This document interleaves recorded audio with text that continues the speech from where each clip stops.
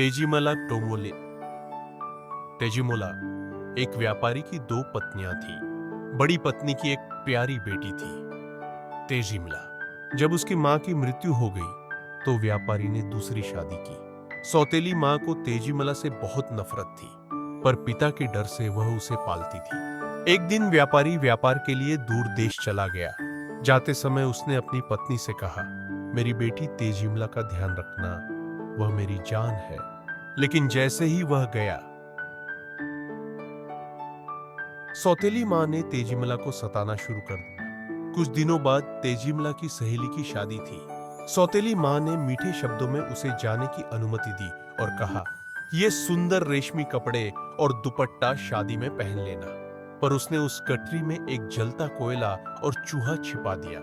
रास्ते में जब तेजीमला ने गठरी खोली तो कोयला कपड़ों को जला गया और चूहा भाग निकला।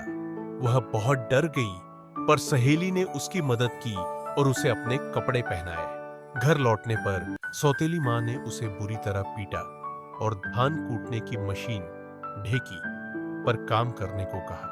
क्रूरता में उसने तेजीमला के हाथ, पैर और सिर कुचल दिए। बेचारी तेजीमला की वही मृत्यु हो गई। सौतेली मां ने उसे चुपचाप आंगन में दफना दिया। कुछ दिनों बाद उसी जगह से लौकी की बेल उग आई।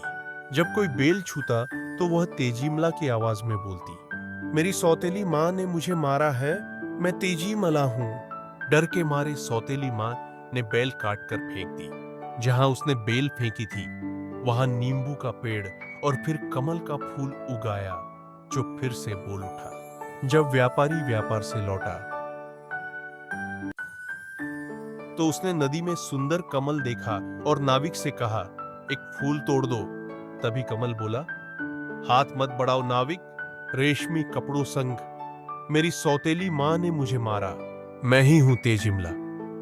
व्यापारी चकित हुआ और बोला, अगर तू मेरी बेटी है तो पंछी बनकर मेरे पास आ। कमल तुरंत सारिका पक्षी बनकर उसके हाथ पर आ बैठा। व्यापारी उसे घर ले आया, रुमाल से ढंका और वह फिर से तेजीमला बन गई। खुशी से व्यापारी ने अपनी बेटी को गले लगाया और निर्दयी सौतेली मां को घर से निकाल दिया।